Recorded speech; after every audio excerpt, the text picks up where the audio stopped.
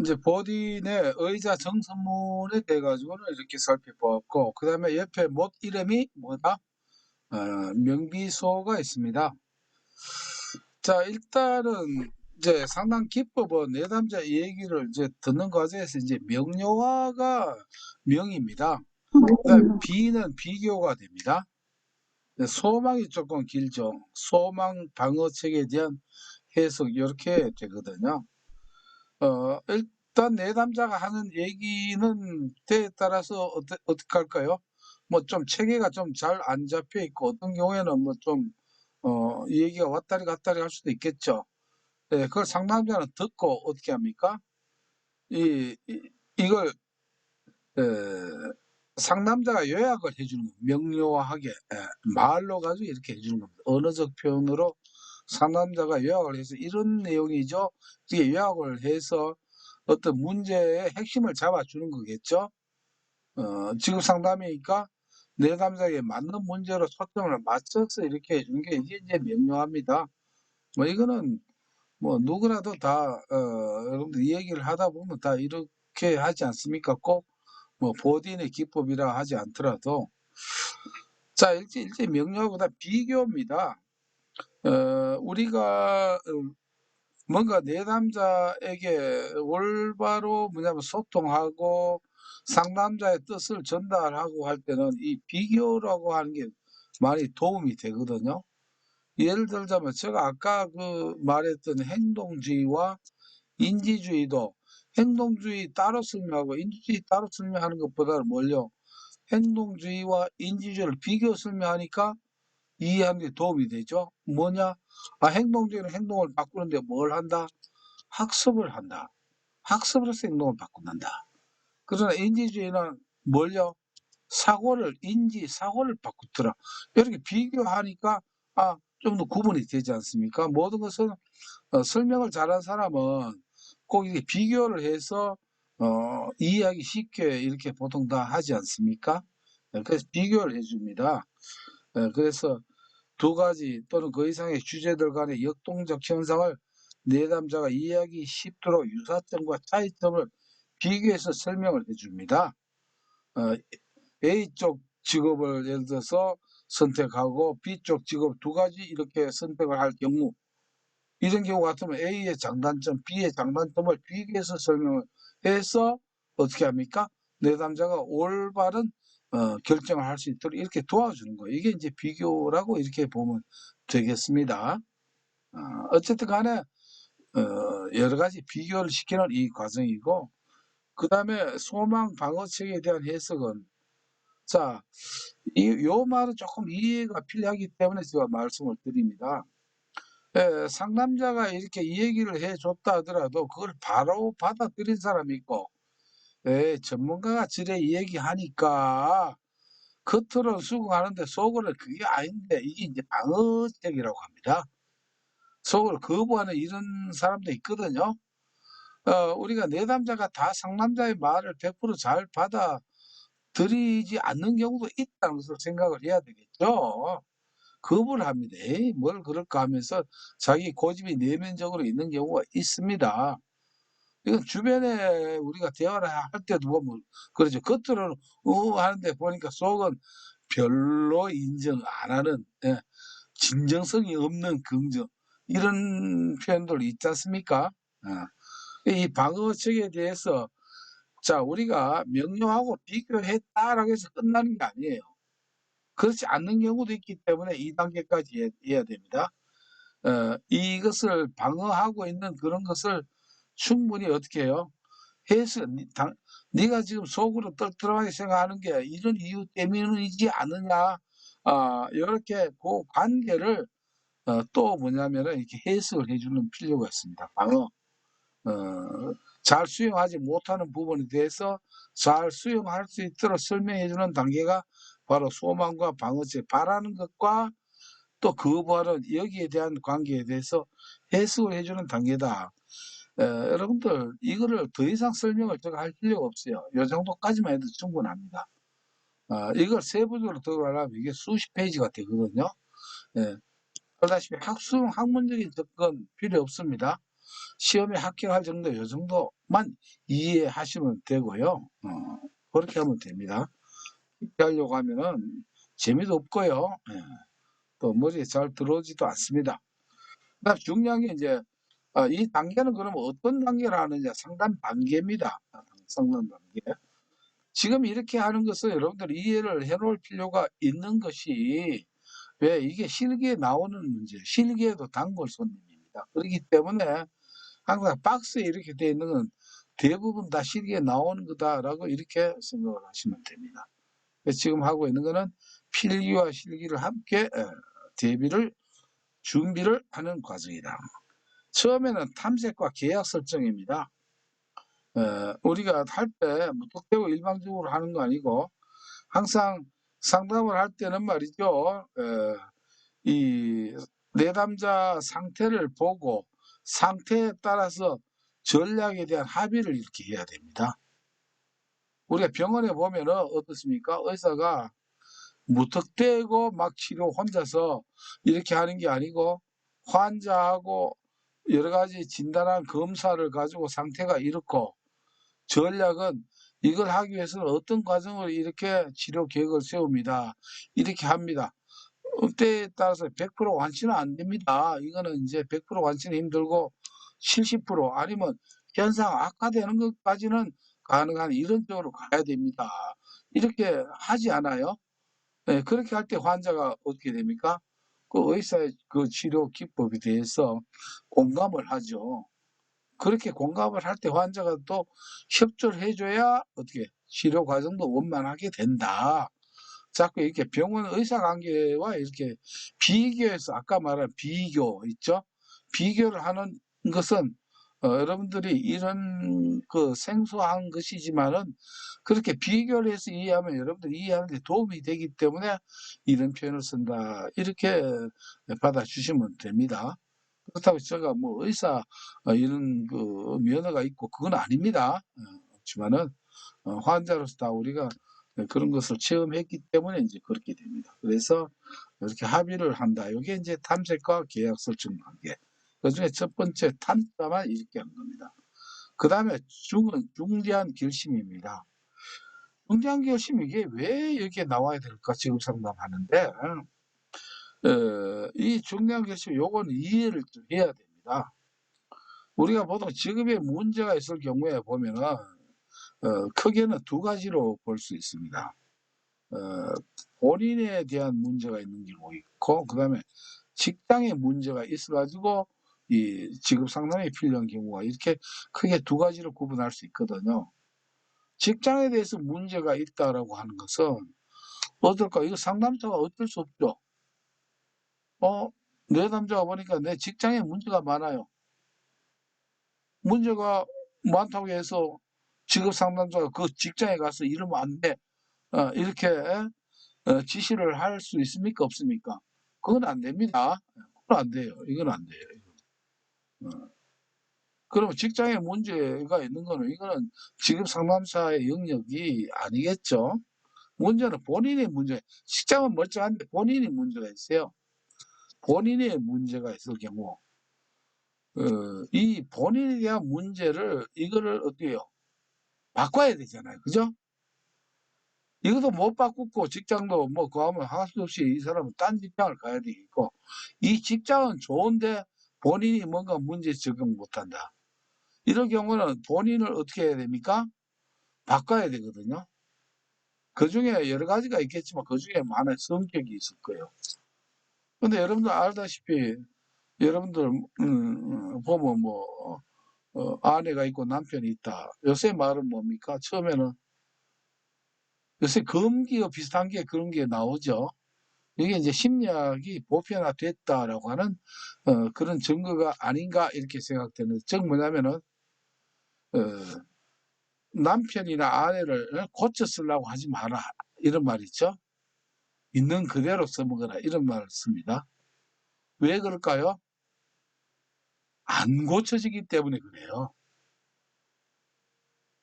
고치려고 이렇게 몇 번 하는 건 처음에 듣지만 나중에 하면 전부 다 서로 잔소리 그만해라 이렇게 나오죠. 못 고쳐집니다. 이 성격을 바꾸려고 하면 직장에 맞도록 본인의 문제 바꾸려고 하면은 이게 말이죠. 예, 상담사님, 네, 내일부터 네, 바꿀게요. 고칠게요. 이런 정도 가지고는 안 됩니다. 이게요. 제일 바꾸기 어려운 게 이런 성격 본인 문제입니다. 알면서도 잘 안 되거든요. 그러기 위해서는 어떻게 해야 됩니까? 보통 결심을 해야 되는 게 아니고 중대한 결심을 해야 됩니다. 이게. 이래서 중대한 결심이 나오는 게 본인에게 문제가 있어요. 이 본인의 큰 변화가 있어야 되거든요. 중대한 결심을 해야 됩니다. 중대한 결심을 해도 뭐 사흘도 못 간다 뭐 이런 말 있잖아요. 이게 만만치 않습니다. 그래서 여기에서 이제 중대한 결심을 이렇게 고민까지 해야 됩니다. 이거는요. 성격 변화 특히 더하고 이렇게 고민을 해야 되기 때문에 이걸 우리가 중대한 결심이라고 하는데 탐중변을 해놨더니 중자는 없어. 난데없이 핵자만 딱 나왔다. 이것 아까 말했다시피 항상 말씀드립니다. 뭡니까? 중대한 결심에 대한 닉네임도 알아야 되겠다 이런 뜻입니다. 그래서 중대한 결심 또는 뭡니까? 이게 핵심 결정 같은 표현이다 이렇게 기억을 하셔야 됩니다. 중자 없다고 하지 말고 핵심 결정은 중자가 아니네 틀렸다 하면 땡입니다. 핵심 결정도 중대한 결심과 같은 그 표현이다. 아마 여러분들 보면 이 저 진행이 말이죠. 여러분들 필기시험 합격에 내 자랑 좀 합니다. 이해해 주세요. 여러분들이 뭐 채팅에 저 칭찬 안 해주니까 답답하니까 내가 합니다. 그냥. 아주 합격에 최적화된 지금 프로그램을 여러분들이 함께 운영을 하고 있다. 이렇게 생각해도 됩니다. 공의 못 하시면은 나중에 개별적으로, 개톡으로 저한테 보내주시면 그러면 제가 중대한 결심을 하고 제가 반성할게요. 반성합니다.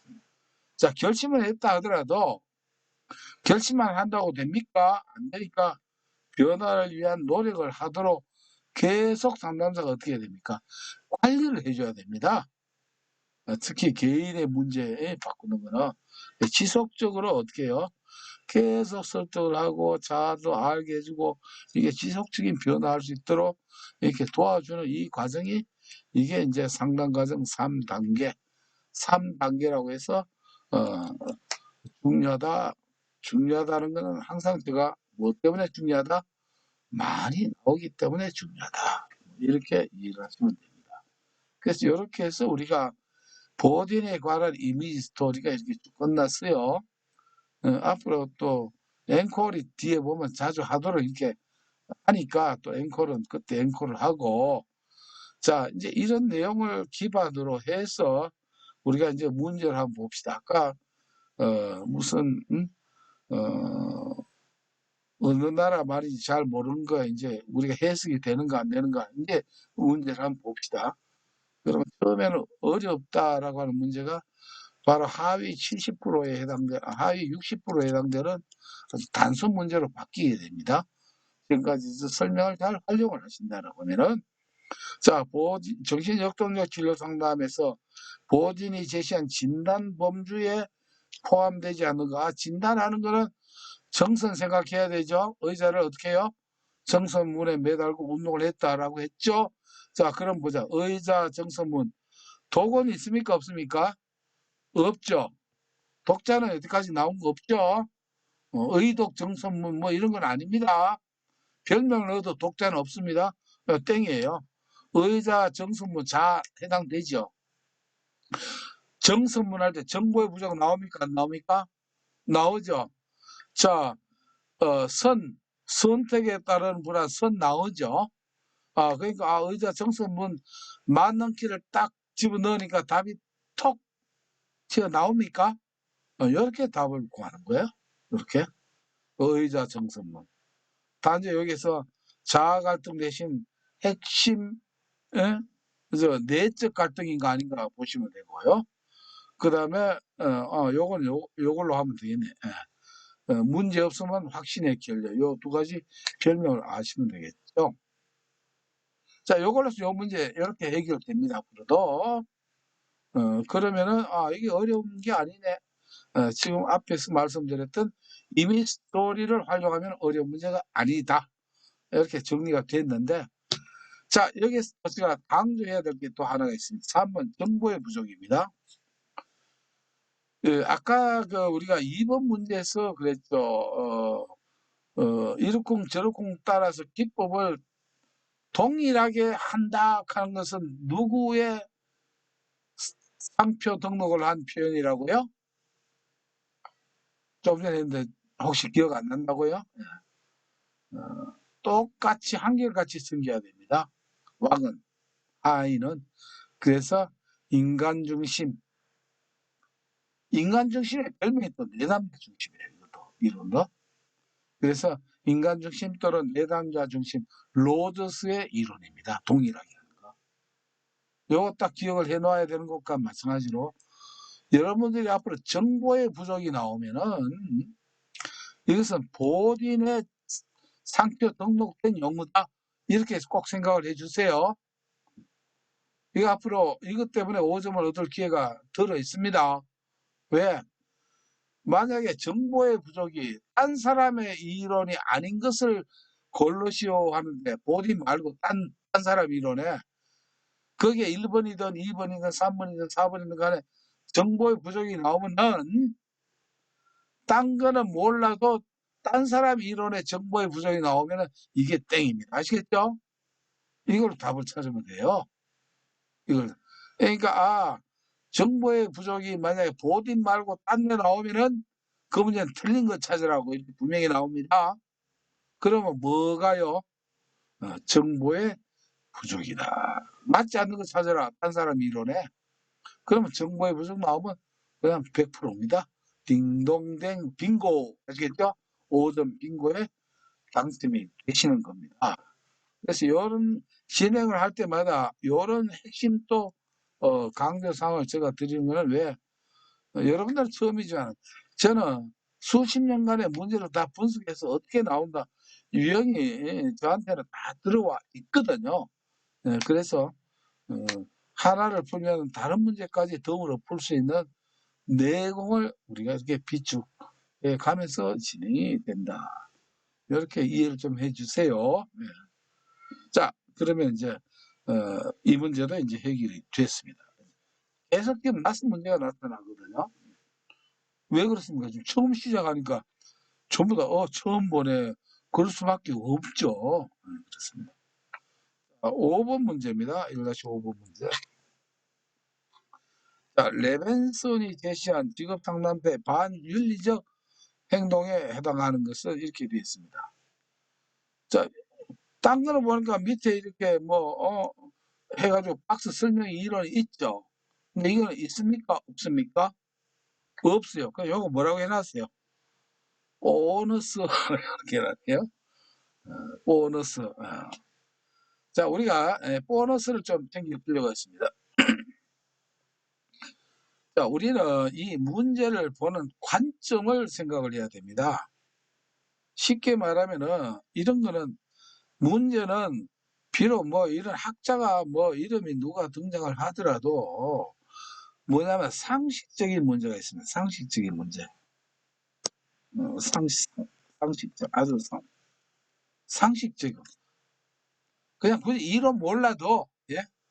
상식적으로 답을 찾을 수 있는 이런 게 꽤 자주 있습니다. 예, 자주 있어요. 그게 뭐냐면, 이거는 몰라도 이거는 상식적으로 이거는 그냥 상식적 접근이 필요해요. 이 레벤슨의 이 이론에 대해 가지고 이걸 이런 식으로 쓰려면 이것도 길게 나와 있어요. 이론 책에. 근데 그게 굳이 이런, 어, 그렇게 정리해서 따로 공부할 필요가 있다, 없다? 없다. 왜? 상식적으로 보면 됩니다. 봅시다. 상식적으로 한번 봅시다. 이거는. 상담자의 능력 내에서 상담자의 문제를 다룬다. 맞아요, 틀려요? 맞죠. 내 능력 밖에 그는 못합니다. 왜 상담사 능력 내에 있어요. 상담사라고 해서 모든 걸 잘 하는 게 상담사마다 능력이 다 다르잖아요. 의사마다 치료 능력이 다 다르죠. 그런 것과 마찬가지입니다. 내담자에게 부당한 광고를 하지 않는다. 그야말로 보너스 아닙니까? 이거 당근이죠. 이거 뭐 제가 꼭 설명해야 될 이유가 없죠. 네. 적절한 상담 비용을 청구한다. 당근이죠. 막 뻥튀기 가지고 몇 배 바가지 상담료 받으면 안 되겠죠. 이게 반윤리적 아닙니까? 윤리적은 우리가 어떤 모든 윤리라도 상식적인 선에서 판단을 하시면 되겠죠. 그 다음에 직업 상담사에 대한 내담자의 의존성을 최대화한다. 이게 이제 우리가 볼 때는 1, 2, 3번이 확실하게 맞으면은 4번은 뭐가 될까요? 자동적으로 틀린 거다. 이렇게도 해도 돼요. 그러나 우리가 명확하게 이걸 이해를 해야 됩니다. 자, 우리가 상담의 목적의 중에서 가장 베이스가 있어요. 원래 이걸 제가 먼저 설명해야 되지만은 순서에 상관없습니다. 상담사와 내담자의 관계에서 그 가장 기본은 뭐냐 하면은요, 이게 아주 쉽고 상식적이고 당연하지만은 출제는 많이 됩니다. 제가 뭐라 그랬어요? 60% 하위 이 맞추는데 어려운 거 맞추지 말고 쉬운 걸 안 틀리는 게 합격의 비결이라고 했거든요. 상담사 내담자하고 있을 때 일단은 뭐냐면은 상담사는 내담자에게 상담을 하는 과정에서 내담자 스스로 문제를 풀 수 있도록 이 능력을 키워줘야 됩니다. 이걸요. 이게 유능한 상담사예요.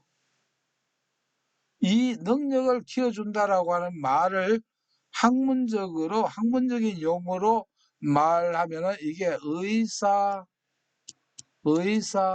결정 능력을 촉진해준다. 앞에 이런 유사한 문제가 나왔죠.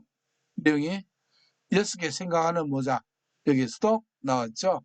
의사 결정 능력을 촉진해줍니다. 이 의사 결정을 누가 하는 거? 상담자가 하는 겁니까? 내담자가 하는 겁니까?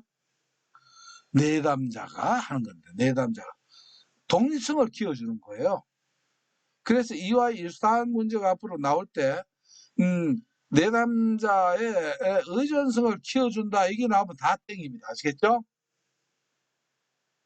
무조건 상담의 기본 베이스 중에 베이스는 뭐다? 내담자 스스로 의사결정 능력을 하도록 도와주는 거예요. 이걸 촉진시켜 주는 겁니다. 처음에 올 때 상담사는 의존성을 가지고 옵니다. 근데 그 의존성을 어떻게 해요?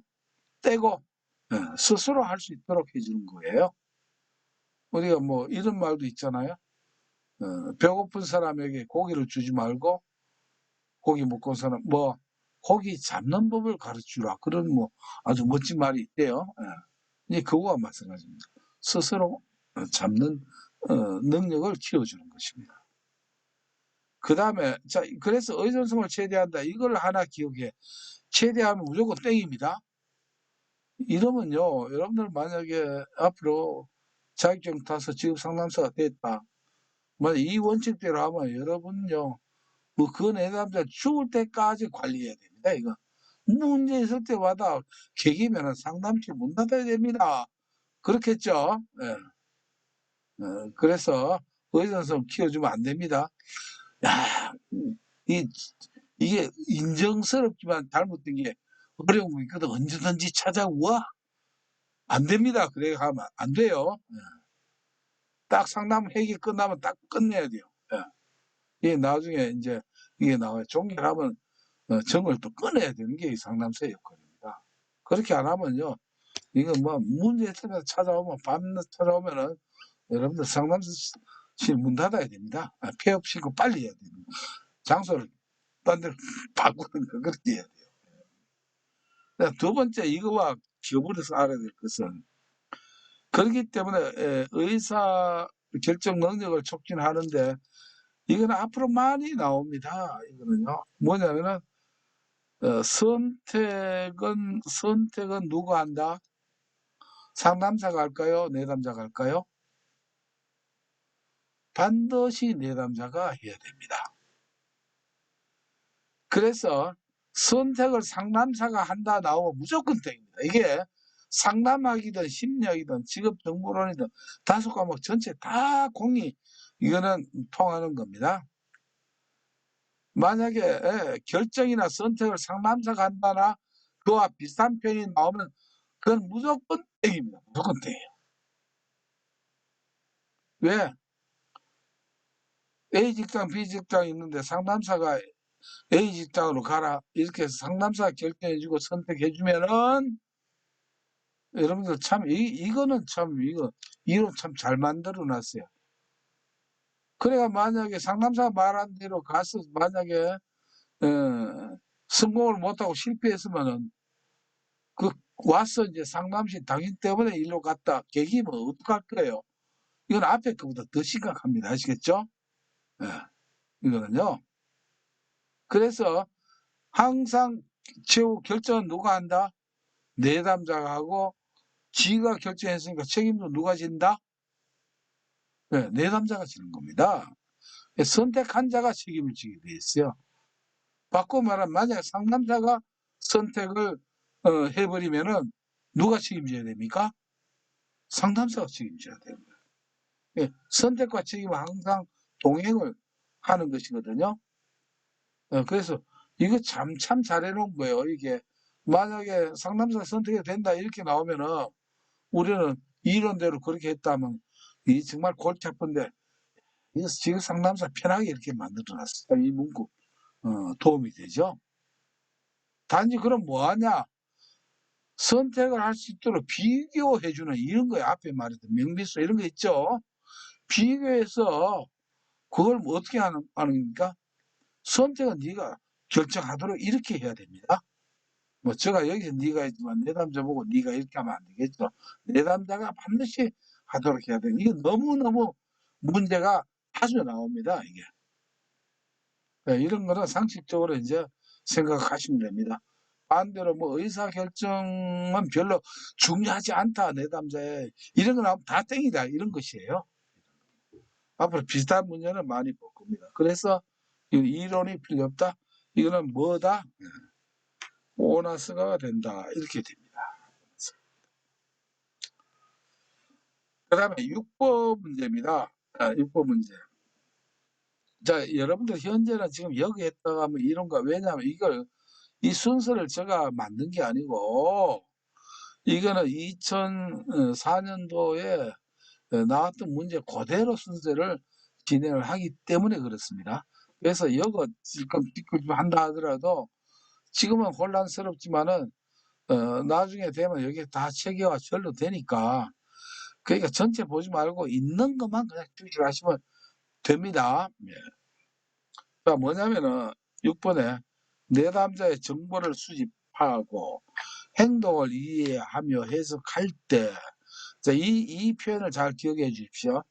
이 표현이 계속 나오니까 내담자가 다음과 같은 반응을 보일 경우 사용하는 상담 기법은 뭐냐 이렇게 나왔어요. 이렇게 말이 길죠. 지금 이거는 역시 앞에 말 지금 보면은 이게 어느 나라 말인지 모릅니다. 모르는데 자 이거는 또 이미지 스토리 그림을 해야 됩니다. 왜?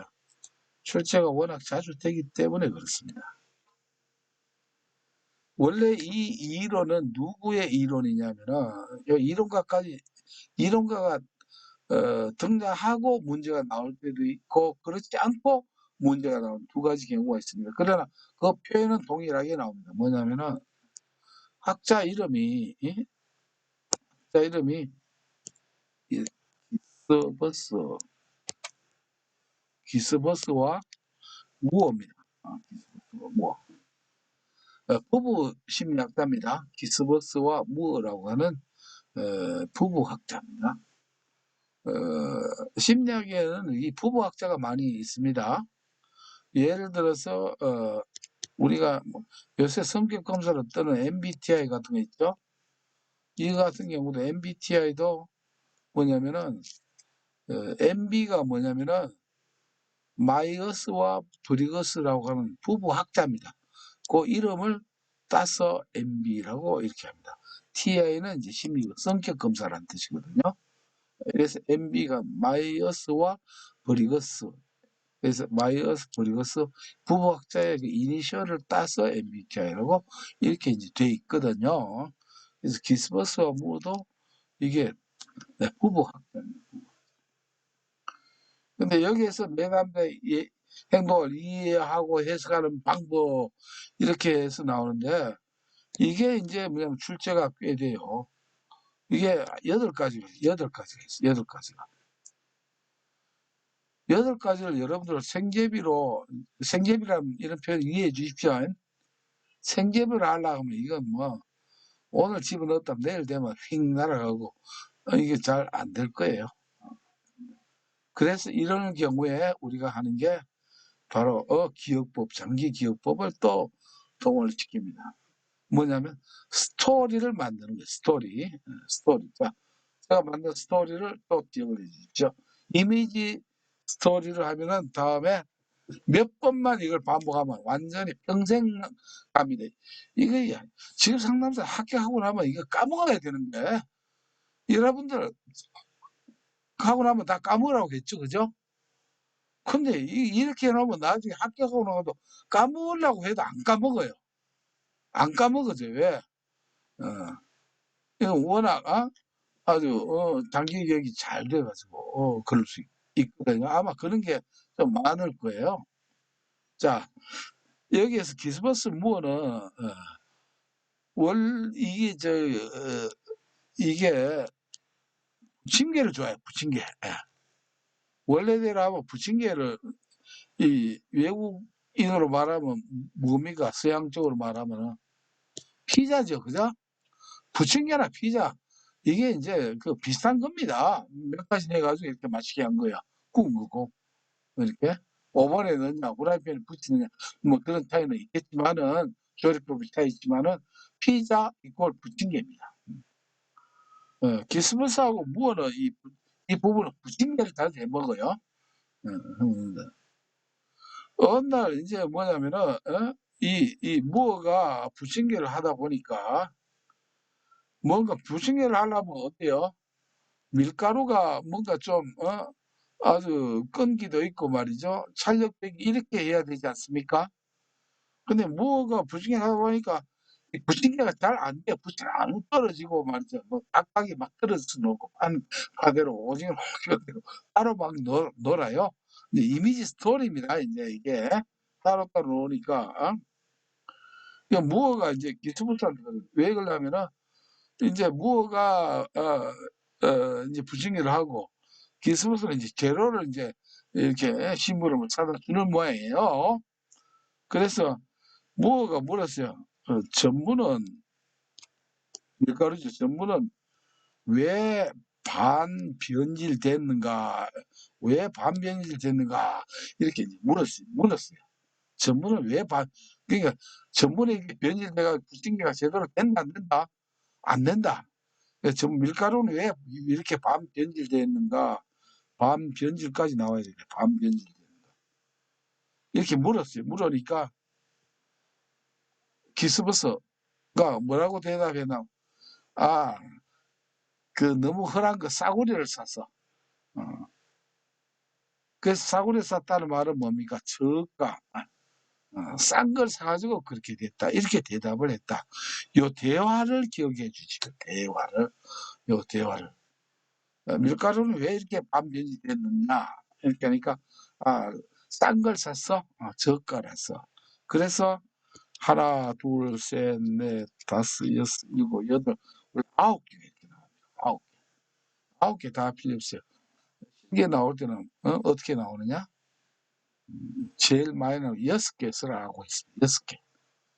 6개만 하면 되는데 그러나 필기 때는 각각 우리가 해야 되기 때문에 이렇게 스토리를 만든 겁니다. 이렇게. 그러면 전부는 왜 변질되는가 적까? 이렇게 하면은 8개, 9개 뭐가 됩니까? 키워드가 이렇게 딱 만들어집니다. 그 내용은 뭔가 하는 건 조금 이따 가서 보면 되고 이 중에서 우리가 이 8가지 9가지 중에서 딴 거는 하위 카테고리가 없는데 이 전은 또 하위 카테고리가 있습니다. 요게 이제 전이 말하면 카테고리가 2개나 있어요. 그러니까 할아버지가 있고 여기 전이 할아버지라고 하면은 아들이 있고 또 뭐도 있다? 손자까지 있어요. 손자까지. 이게 저는 이게 3대나 있습니다. 그리고 그러다 보니까 여기 아들이 셋이 있고 그다음에 각각의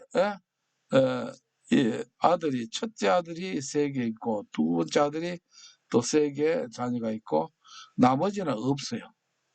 그래서 3개. 요 아들 3개, 손자 셋, 저쪽에 손자 셋, 요거는 없어요. 여기는 없어요. 이렇게 돼 있단 말이에요. 우리가 필기 시험은 4개 중에 하나를 고르지 않습니까? 출작이 좋은 게 3개로 이렇게 돼 있는 게 출작이 참 좋거든요. 그래서 우리가 강대변, 그다음에 체계중감에 이불도 3개로 돼 있죠. 요런 거. 그다음에 아까 말했던 보딘에서 나왔던 게 뭡니까? 명비소 있죠? 3개죠. 그다음에 탐중변 나오죠. 3개 이런 거는 딴 것만 하나 살짝 집어넣으면 뭐가 될까? 문제 만들기가 쉽습니다. 그래서 이런 게 이제 쉽기가 많이 된다. 이렇게 이제 보시고. 그래서 요 카테고리가 전이 원래는 뭐냐면 내담자의 행동을 이해하고 해석하는데 이걸 알아야 되는 게 상담할 때 전이된 오류. 전이 뭐냐면 전이된 오류 정정하기입니다. 전이된 오류 정정하기. 전이된 오류 정정하기인데 이건 이제 무슨 말이냐면은 여백을 조금 만들어서 그렇네요. 일단은 간단하게 설명하고 초점 이론을 보고 또 설명을 드릴게요. 전이된 오류라고 하는 것은 보통 우리가 그게 직업 정보든 일반 시사 정보든 뭐 정치 정보든 무슨 정보든 뭐 이렇게 보면은 전이라고 하는 말은 뭐냐면 옮겨 받은 겁니다. 남한테 전이 들은 거 옮겨 받은 이런 게 전이라고 합니다. 전이 옮겨 받은 거 이게 이제 전이 되는데 남한테 들은 건데 그게 어떻습니까? 제대로 들은 게 아니고 잘못된 걸 이제 잘못된 거예요. 남한테 들었는데 뭡니까? 이게 올바로 들은 게 아니고 오류가 하는 거예요. 잘못 전달받은 거예요. 자, 이런 정보를 가지고 있는 사람이 많아요. 예를 들어서 만약 직업 상담 같으면은 야 어느 그 회사 가면 뭐 너무 좋더라, 뭐 대박이더라, 뭐 빨리 승진한다더라 이런 걸 잘못 전달받고 그걸 잘못이라고 모르는 거 할 때는 어때요? 그쪽에 가고 싶어 할까요? 안 할까요? 한단 말이에요. 그런데 직업 상담사는 그래 직업 정보를 좀 알잖아요. 이게 잘못된 거라. 그러면 어떻게 해야 됩니까? 상담사는 그 내담자가 잘못 들은 정보를 어떻게 해야 됩니까? 고쳐줘야 돼. 수정을 해야 돼. 정정을 해줘야 된다. 이 말이에요. 그래서 전이된 오류 정정하기가 이게 무슨 말이냐? 제가 그걸 간략하게 설명드리면 바로 그거예요. 잘못 들은 정보를 어떻게 한다? 바꿔준다. 정정을 해줘야 됩니다. 그 정정을 안 해주면 그 잘못된 걸 옳다고 믿고 있으면은 상담의 발전이 있습니까? 없습니까? 안 나가니까. 이 뜻입니다. 그러면 이거의 이제 카테고리가 잘못 받은 게 뭐냐면 여기에 이제 아들뻘이 해당되는 게 여백상 여기 쓸게요. 정한론이라고 있습니다. 정한론. 정한론을 아들 셋 이름이 정한론입니다. 오리가. 그래서 이건 뭐냐면 정보의 오류입니다. 정보의 오류. 그러니까 요거는 한계 오류예요. 요거는 논리적 오류. 이렇게 정한론을 기억해 주시면 돼요. 정한론. 일단 간단히 하고 넘어갈게요. 자, 그럼 정보의 오류는 또 선자가 있다라고 여기 있으니까 정보의 오류는 삭불죄입니다. 삭불죄. 삭불죄. 그 다음에 여기 한계 오류는 예부를 넣습니다. 예부로. 예부로. 이렇게. 그 다음에 논리적 오류는 없습니다. 아시겠죠? 하위 카테고리가. 요 족보를 우리가 구분을 잘 해야 돼요. 족보를. 여기 어디에, 그러니까 우리가, 이게 제가 말은 족보라고 했지만은, 직업상담사 시험에는 말이죠. 세부 내용이 깊게 들어가는 것보다는 카테고리를 아는 게 중요한 거예요. 예를 들어 우리가 명비수라든가 뭐 홍채 노방 검주라든가 강계병 모자파를 간다 모자 행상력 이런 게 전부 다 몸의 카테고리거든요. 세부적인 이렇게 깊이 들어가지를 않습니다. 그러면 복잡해져요. 네, 그래서 카테고리를 아는 것만 해도 이게 60점이 된다 이 말이에요. 왜? 카테고리만 알면 단순 문제가 되기 때문에 그렇다는 겁니다. 그렇게 이해를 하시면 돼요. 네, 그래서 정보가 잘못된, 정보의 오류는 정보 자체가 잘못된 거예요. 한계 오류하는 거는 일단 정보의 오류부터 먼저 할게요. 정보를 잘못 전달받았는데 그 정보 잘못 전달받은 것을 세 가지로 나누면은 뭐냐면 삭불죄라고 하는 것은 뭐 중요한 걸 어떻게 해요? 삭제 빼먹고 알맹이를 빼고 정보를 받았어요. 알맹이를 빼고 그런 게 많죠. 알맹이 없는 정보. 뭔가 삭제된 거예요. 그 다음에 불은 뭐냐면 불확실한 불확실한 명사나 동사예요. 뭐 회사인데 뭐 예를 들어서 갑회사가 아니고 을회사도 이렇게 중요한 이 명사나 대명사를 어떻게 해요? 이 확실하지 않는 걸로 이렇게 알고 있는 거예요. 미국을 뭐 예를 들어서 소련이라고 한다든가 이런 거 불확실한 명사나 동사를 표현하는 거예요. 그 다음에 제한된 어투에 있어요. 제는 뭔가 다 얘기 안 하고 부분밖에 모르고 있는 거. 다 어찌 보면 비슷비슷한데 이걸 삭불죄라고 일단 기억을 해 주시고 지금은 시간 관계상 이렇게 간단히 넘어가겠습니다.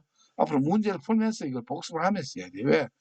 알다시피 이 족보가 이거 뭐 얼마나 9개나 되고 거기에 또 아들 손자까지 있으니까 여러분들 처음 듣는 입장에서 간단하지가 않죠. 나중 되면 간단해집니다. 한계 오류라고 하는 것은 한계는 한계가 있다. 한계를 이미 설정해 놓는다. 이 말은 뭐냐면 난 한계는 내가 여기까지가 한계다. 그럼 그 이상은 한다 못한다 뜻입니까? 못한다는 뜻이에요. 그래서 한계를 미리 정해 놓는 거예요. 한계라고 하는 거는 한계를 정했다라고 하는 것은 가능하다 불가능하다 불가능하다는 이런 그 정보예요. 할 수 있는데도 그건 못해. 네 같은 사람은 못해. 이런 거예요. 이것을 바로 한계 오류라고 합니다. 할 수 있는데도 할 수 없는 걸로 해버리니까 이런 사람은 어떻게 될까요? 선택의 폭이 좁아지잖아요. 할 수 있는 게 많은데 다 못한다고 몇 가지만 할 수 있다라고 하니까 이 사람은 직업을 구하는 그 영역이 좁아진다. 이걸 고쳐야 된다. 수정을 해야 된다. 이런 뜻입니다. 이게 이제 예부로예요. 예는 뭐냐면은 이거는 무조건 못한다 이렇게 해요. 근데 이걸 뭐냐면 이 예외를 인정하지 않는다. 이게 이제 예입니다. 아시겠죠? 무슨 일은 예외가 있습니까? 없습니까? 다 있어요. 예외가 있는데 예외를 인정하지 않는 거예요. 모두 다 못한다. 이렇게 하는 게. 그 다음에 불은, 야, 위에 불하고 삭불죄하고 불은 똑같은 불이라도 다른 불입니다. 다른 불이라고 해서 가스불, 연탄불, 이 불은 아닙니다. 아시겠죠? 위에 있는 불은 뭐 불확실한 동사나 명사를 가지고 쓰는 거고, 이건 정보의 오류에 속하는 거고, 한계오류 여기는 불은 뭐냐? 불가능을 가정을 해버린 거예요. 불가능을. 이미 그건 아무나 할 수 없는 건데 하면서 이렇게 하는 거예요. 불가능을 이미 가정을 하고 이렇게 하는 것이고 그 다음에 어는 어쩔 수 없음을 전제로 하는 거예요. 어쩔 수 없다. 어쩔 수 없다 이렇게 해서 어떨 수 있는 못하는 거야. 그건 할 수 없어. 핑계를 이렇게 어쩔 수 없다라고 이렇게 하는 게 이게 이제 예부가 됩니다. 자, 이렇게 요 카테고리만 일단 봅시다. 뭐가 중요하다? 촉보가 중요합니다. 그런데 여러분들은 출제자들 중에서는 좀 고약한 출제자가 있어요. 우리가 함정이 있어요. 함정 문제가 있습니다. 또 함정 문제가 있어요. 함정이라고 하는 것은 요거 걸려들어라 함정을 팔아요.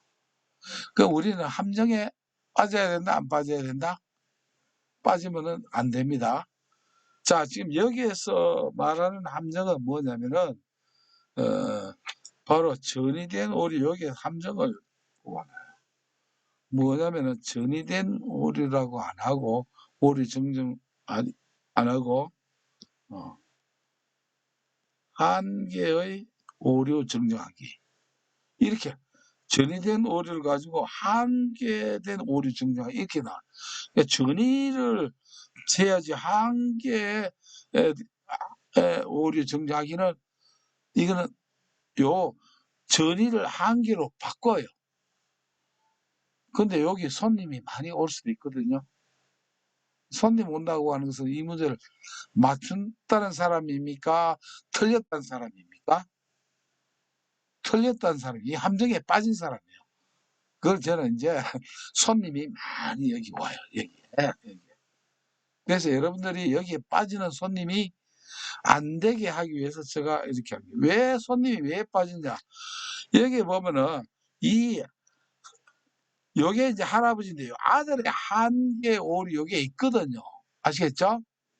있기 때문에 이렇게 빠지는 거예요. 이렇게.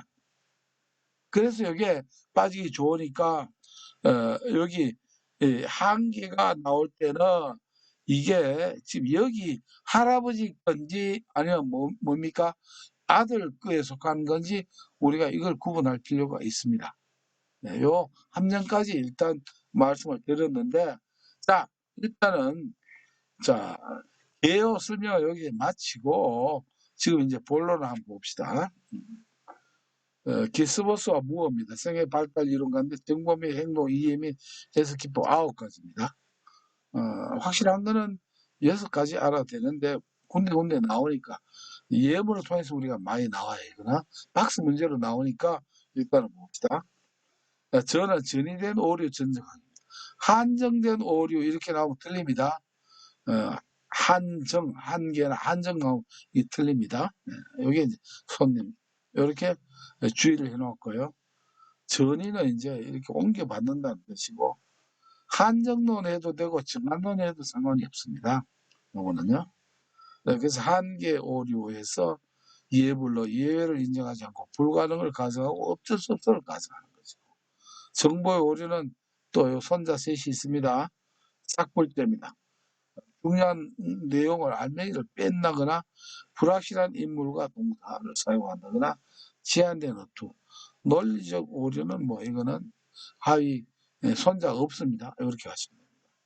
그 다음에 부는 전부는 왜 반변질됐는가 하는 건 분류 및 재구성하기가 있고 은유 사용하기가 있고 왜곡된 사고 확인하기가 있고 반은 반성의 장 마련하기, 왜 반변질은 변명에 초점 맞추기가 있고 의미 있는 질문 던지기가 있고 왜 그냥 하니까 싸구려 써서 저가라서 하는 것은 저항감 및 재인식 다루게 있고 가는 가정 사용하기, 이렇게 복잡하게 있습니다. 일단은 필기 과정이니까 틈틈이 나면은 분자가 뭐다 이렇게 이해를 하는 과정에서 익히시고, 일단은 뭡니까? 지금은 전체 카테고리를 외우는 이미지 스토리, 뭐를 기스버스와 뭐는 뭘 좋아한다? 이건 만약에 여러분들이 만약에요 이런 방법을 안 쓰고 이걸 그냥 생자를 한번 기억하려고 하면은 여러분들 자신 있나요? 물어보나 말하지 별로 자신 있다 알 수는 없을 거죠. 그러나 이미지 스토리, 전부는 부칭이 만들어서 전부는 왜 반면 변질됐지? 저가라서. 그러면 일단 첫 단은 쭉 나와요. 그 나머지는 앞으로 하는 과정에서 이제 익숙해지면 되거든요. 오늘 전부 다는 안 되더라도 일단 첫 글자라도 익혀놓으면 다음에 문제가 자주 나오니까 그때마다 앵콜 이렇게 하면, 이렇게 보면 됩니다. 자, 여기까지의 설명을 기반으로 해서 이제 문제를 한번 볼게요.